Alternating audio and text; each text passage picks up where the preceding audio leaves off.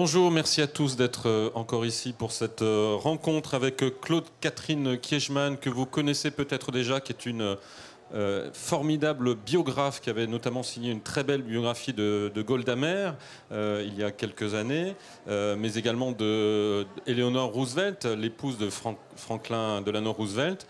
Et cette fois-ci, elle s'est intéressée à une autre figure. Alors, les précédentes étaient plutôt des femmes de pouvoir ou des femmes d'influence. Mais celle-ci n'est pas vraiment une femme de pouvoir, pas exactement une femme d'influence, mais c'est une femme qui a une très forte personnalité, une femme de tête. Et surtout, avant d'être une femme, c'est une fille, et qui est la fille de Staline. Et c'est vrai que Staline est un personnage dont on a beaucoup parlé, et que sa fille a ceci de particulier qu'elle a, alors peut-être qu'on la connaît par ce côté-là, fait défection. En 1967, elle a quitté l'Union soviétique, après la mort de son père, bien entendu. Elle a rejoint l'Occident. Elle a publié un livre pour raconter sa vie qui est particulièrement romanesque. Et c'est par là que je voudrais commencer. Vous êtes historienne, mais on a envie de se demander si ce choix de cette personnalité, cette fois-ci, ne répond pas aussi à l'envie de raconter l'histoire d'une femme particulièrement romanesque, même si votre livre, que je conseille à tous vraiment, est d'une rigueur scientifique, historique, incontestable. Mais on sent que ce personnage, par sa féminité, vous a beaucoup intéressé. Est-ce que c'est aussi ça, ou c'est aussi se confronter au mal? En tout cas, comment peut-on vivre en étant la fille d'un des plus grands dictateurs du XXe siècle? Tous ces éléments, qu'est-ce qui vous a conduit à vous intéresser à ce personnage? Alors je dirais que, si vous voulez, cet aspect romanesque, je l'ai découvert en écrivant cette biographie. Parce que ce qui m'intéressait beaucoup, c'est évidemment le rapport entre la fille, ce que pouvait être la fille d'un tyran, et la vie qu'elle pouvait avoir, et ce qu'elle pouvait faire de sa vie, et puis aussi la Russie. Moi, j'ai beaucoup travaillé sur la Russie, j'ai fait un peu des études de russe, je parle le russe, ce qui m'a aidé aussi, si vous voulez, à lire certaines choses qu'elle a écrites ou qui ont été écrites sur elle. Mais le côté romanesque, je l'ai découvert à mesure que je plongeais dans tout ce que je pouvais lire sur elle, c'est-à-dire ce qu'elle avait écrit elle-même, et elle a pas mal écrit, les journaux d'époque, des correspondances et la grande histoire. Ce qui m'intéressait aussi, c'était le rapport de la petite histoire à la grande histoire de quelqu'un qui n'agissait pas, comme vous venez de dire. Car en fait, elle n'agit pas, elle subit, et elle va subir toute sa vie le fantôme du père. Le fantôme du père, et c'est intéressant parce que elle est la fille un petit peu chouchou de Staline. Et Staline a déjà des enfants, y compris de son premier mariage, des fils, avec qui les relations sont assez difficiles, mais elle, Staline, on sent qu'il l'adore. Donc déjà, il y a quelque chose de fascinant, c'est un tyran doux avec son enfant. Elle est chouchoutée jusqu'au jour où, à 6 ans, je crois, en 1932, elle apprend la mort de sa mère. Sa mère meurt au Kremlin, au sein du Kremlin. Elle découvrira des années plus tard qu'en fait, elle s'était suicidée. Et donc, vous appelez ça un drame fondateur. Parce que jusqu'à maintenant, elle est quand même la petite princesse du Kremlin. Reste la petite princesse. Elle reste la petite princesse. Encore après la mort de sa mère. Ouais. À cause justement de ce rapport exceptionnel que Staline entretient avec elle, étant donné qu'il a 2 fils, un fils d'un premier mariage qui a 20 ans plus que Svetlana, mais que Svetlana aime beaucoup, et un autre fils qui a 6 ans de plus que Svetlana, d'un second mariage. Et donc, il n'aime pas ses enfants. Son premier fils aura un destin. D'ailleurs, il va mourir pendant la guerre dans un camp de prisonniers, et Staline refusera de l'échanger contre le maréchal von Paulus après la bataille de la victoire de Stalingrad. Un autre garçon qui deviendra alcoolique après avoir été général de l'aviation. Et puis il y a cette petite fille qui le charme, qui a du charme, qui a une sorte d'autorité sur son père. Et évidemment, ils ont une relation très spéciale. Ils s'écrivent des lettres,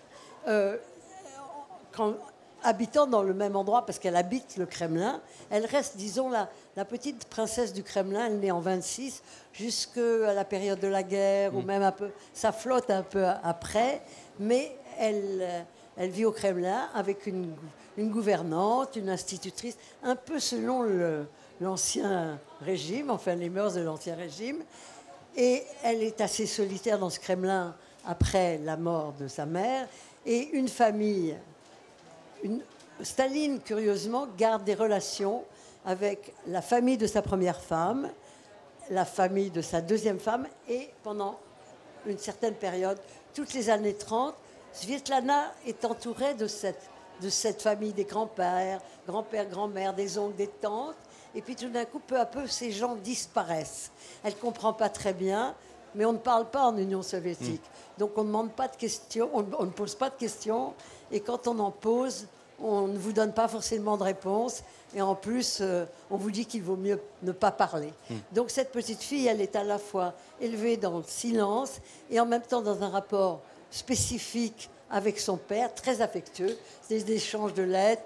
Il l'emmène au cinéma, etc., etc. Vous avez le sentiment que jusqu'à la guerre, elle n'a absolument aucune conscience de ce qu'est l'Union soviétique, de toute cette disparition, tous ces procès dans les années 1936, 37, 38.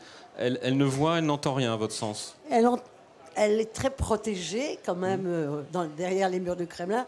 Elle voit peut-être, elle entend, mais elle ne suspecte pas que son père est le monstre, le monstre qu'elle va découvrir petit à petit plus tard, essayant toujours d'ailleurs de lui trouver, non pas des excuses, mais de dire qu'il y a pire que lui, et notamment Beria, qui est le ministre de la police. Donc, alors, il l'appelle mon petit oiseau, elle l'appelle Papochka, il s'envoie plein de tendresse, et il s'occupe d'elle, c'est-à-dire il s'occupe de cette voix. Il est fier parce que c'est une bonne élève, et il s'occupe de ses habillements comme un père normal, en lui disant tes chaussettes, pourquoi tu mets des soquettes, tu devrais mettre des chaussettes, et puis ça ne me plaît pas du tout, cette robe est trop courte, et puis etc., etc. Et puis quand elle va grandir aussi, c'est là que les divergences vont commencer. Alors justement, vous êtes un peu dur quand vous dites qu'elle n'a fait que subir, parce qu'on voit bien, à l'âge de 16 ans, elle tombe amoureuse d'un jeune garçon, un scénariste, Alexis Capper, et là ça se passe très mal avec son père, et là elle va quand même essayer de lui imposer une sorte d'autonomie, d'émancipation. À 16 ans, elle est amoureuse de ce garçon, elle veut faire sa vie avec lui, mais ça va mal tourner en effet. Vous avez raison, elle ne subit pas forcément son père, elle va subir une situation toute sa vie après. Mais effectivement, elle sait tenir tête à son père autant qu'elle le peut. Elle tombe effectivement amoureuse d'un homme séduisant qui a 20 ans de plus qu'elle, la même différence d'âge qu'avaient son père et sa mère d'ailleurs. Et c'est un metteur en scène connu, célèbre, et qui est juif. Et ce qui ne plaît pas du tout à Staline à ce moment-là, il sera pire après d'ailleurs. Et quand il apprend ça, il va la faire suivre par les officiers du KGB. Et alors qu'elle a rencontré cet homme dans une fête organisée par son propre frère, et elle est très amoureuse de lui sans doute aussi, mais c'est une histoire, je pense, platonique, si vous voulez, mais c'est un vrai amour, et cet amour va la marquer toute sa vie. Et malheureusement, enfin, Staline fait envoyer cet homme au goulag. Il est condamné à 5 ans de goulag, ce qui est une bonne chose, parce que 10 ans, ça signifiait presque toujours la mort. 5 ans, il reviendra, et cette histoire rebondira 10 ans plus tard ou 15 ans plus tard. Mais entre-temps, elle se sera mariée une première fois avec un homme que son père n'aimait pas non plus. Encore un juif. Morozov, absolument. Donc, ce qui est quand même assez paradoxal. Elle divorcera de lui et elle épousera un homme qui, cette fois, plaît à son père. Qui plaît à son père parce qu'il est le fils de Zhdanov, qui est le grand maître de l'idéologie soviétique. Et le père, Staline est très content, enfin, plutôt satisfait. Mais elle, avec son premier, elle aime bien ses maris, mais pas plus que ça. Elle a une fille, elle a un fils avec son premier mari que Staline trouvera très beau, bien qu'il soit le fils d'un juif. Et il verra son petit-fils une ou deux fois. Et ensuite, elle va avoir une fille avec son deuxième mari. Alors là, elle a quitté le Kremlin. La guerre est passée par là. Et la guerre a été là où elle a pris conscience des choses. D'abord, elle ne voit plus beaucoup son père à cette époque, pendant la guerre, parce qu'il fait la guerre, alors on l'envoie à Koubitchev, parce que pour échapper à l'invasion allemande, lui, Staline, Moscou, reste au Kremlin. Elle le voit 2-3 fois pendant la guerre, donc les rapports s'espacent. Et Qu'est-ce que Non, et là, on est après la guerre, et les années se passent, et voilà. donc elle divorce son deuxième mari. Et elle divorce toujours, mais elle n'habite plus le Kremlin. Voilà. Elle habite une maison, la maison du quai. Et elle est professeure, hein, je crois, elle donne des cours. Elle a fait des études. Alors, ce qui est intéressant, c'est qu'elle veut être écrivain. Et son père, le plus grand, enfin, lui dit que c'est pas un métier pour elle, que c'est des incapables, et qu'elle doit faire de l'histoire. Et elle fait de l'histoire des États-Unis. Ça, on va pas lui reprocher. Non, mais moi je lui reproche. Enfin, quand vous avez dit que c'est vrai qu'elle ne subit pas toujours et qu'elle sait résister et que c'est une femme courageuse. On le verra d'ailleurs. Avec beaucoup de tempérament. Alors, est-ce que la mort de Staline en mars 1953 change quelque chose dans son statut dans un premier temps? Parce qu'il va y avoir la déstalinisation à partir de 1956. Est-ce que du coup, elle est un peu pestiférée, mise à l'écart, en étant la fille de Staline? Alors, pestiférée, c'est peut-être un grand mot, mais tout le monde se met fidèle, même si elle vit dans un milieu plutôt d'intellectuels, de camarades d'université qui font comme elle des études d'histoire, des études de lettres. Elle est proche d'un poète, d'un écrivain qui se nomme Siniavski, qui a d'ailleurs enseigné en France.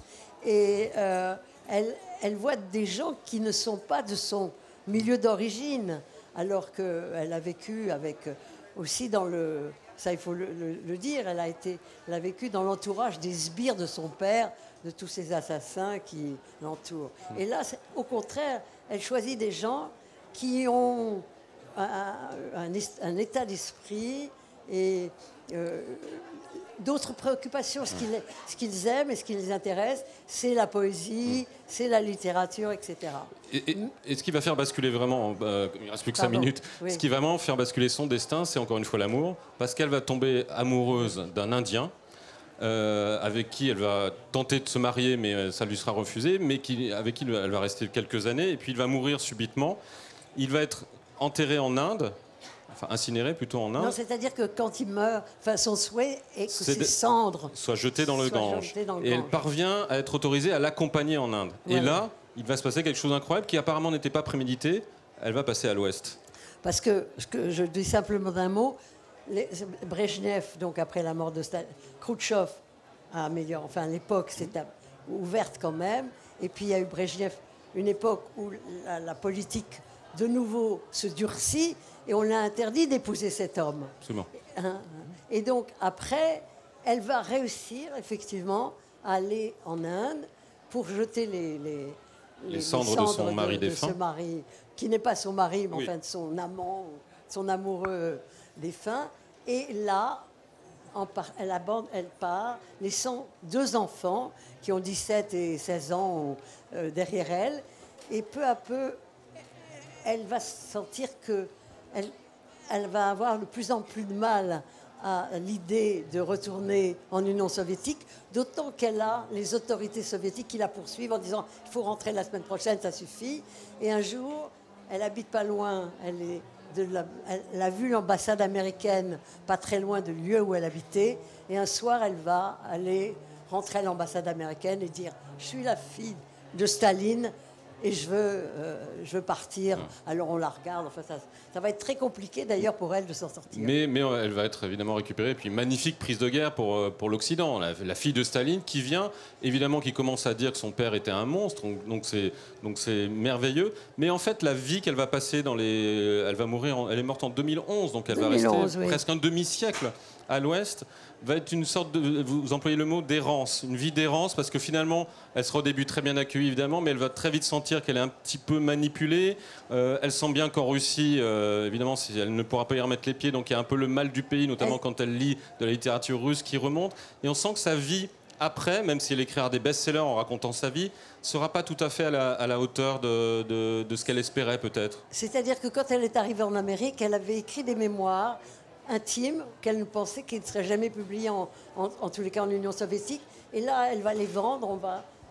Les éditeurs du monde entier vont se jeter sur ses mémoires. Elle devient riche. L'argent, elle ne sait pas ce que c'est parce qu'en Union soviétique, mais elle a 3,5 millions de dollars, etc., avec les droits dans la presse. Elle va écrire un second livre. Puis ensuite, elle veut être écrivain, mais elle n'y arrivera jamais vraiment. À la fin de sa vie, elle va réécrire deux livres, dont l'un en russe n'a jamais été traduit en français ou en anglais. Et entre-temps, elle s'est mariée. Et oui, elle s'est encore remariée. C'est encore remariée dans une incroyable histoire, parce qu'elle a été prise dans une sorte de soumise à une femme qui était la femme de Frank Lloyd Wright, le grand architecte, ouais, et qui avait une fille qui s'appelait Svetlana, et qui la tire par là en lui disant « ma fille est morte il y a 20 ans ». Et elle va faire, cette femme qui manipule, va faire en sorte, parce qu'elle croit aussi que Svetlana a de l'argent, que son gendre, c'est-à-dire le mari de sa fille, va épouser Svetlana. C'est-à-dire Svetlana rencontre cet architecte dans un lieu qui s'appelle Taliesin, qui est une sorte de phalanstère d'architectes. Et c'est pour ça d'ailleurs que la femme de Wright voulait son argent. Et elle va épouser cet architecte après 3 semaines de rencontre. Parce que Svetlana est une grande amoureuse. Et chaque fois qu'elle tombe amoureuse, elle veut se marier. Et souvent, les hommes fuient, évidemment. Mais là, ça marche. Elle l'épouse. Elle va avoir une fille aux États-Unis. Elle va divorcer une fois encore quelques années plus tard. Et là commencent l'errance. Mais elle va retourner en Union soviétique. Voilà, on va finir là-dessus. Oui. Elle revient quand même quelques mois. Souvenez-vous, elle a quitté quand même... Quand elle a fait défection à l'Ouest, elle a laissé 2 enfants derrière elle, en Russie, qui étaient grands, qui avaient 17-20 ans, mais quand même qui sont restés derrière. Elle va retourner les voir. Alors elle va être déçue dans la rencontre. Elle va être déçue, hein. Et c'est au moment, elle retourne à l'époque de Gorbatchev. Elle a toujours, quand elle était en Amérique, la Russie, la nature russe, c'est une obsession. Et quand elle va retourner à Moscou, elle va être déçue. Elle va aller en Géorgie, où est né son père. Là, elle va être déçue aussi. À Tbilissi, qui est devenue Tiflis. Ou toujours la fille de Staline, du grand Staline, ou la fille du monstre. Et donc, elle repart pour les États-Unis et elle va, comme ça, finir sa vie d'une manière assez difficile. Et assez triste, parce qu'à la fin, elle vit de peu. Elle n'est absolument pas intéressée par l'argent. Ce que c'est, elle est généreuse. Voilà, enfin. Et ses cendres à elle demandera que ses cendres soient jetées dans le Pacifique, le plus loin possible du Kremlin. Et elle dit où règne maintenant, pour le malheur de la Russie, un ancien colonel du KGB. Alias Vladimir Poutine. Mais vous avez tous compris qu'il s'agit de Vladimir Poutine. Merci beaucoup, Claude-Catherine Kiejman. Je rappelle le titre de votre livre, vraiment formidable. Svetlana, la fille de Staline. Et il y a encore 1000 autres choses dans le livre, notamment sa conversion à la foi orthodoxe. Elle était aussi travaillée par une sorte de mystique religieuse, ou par des mystiques religieuses. Voilà. Je vous le conseille à tous. C'est un livre qui est publié chez Talandier, grand éditeur d'histoire. Merci encore. Merci à vous.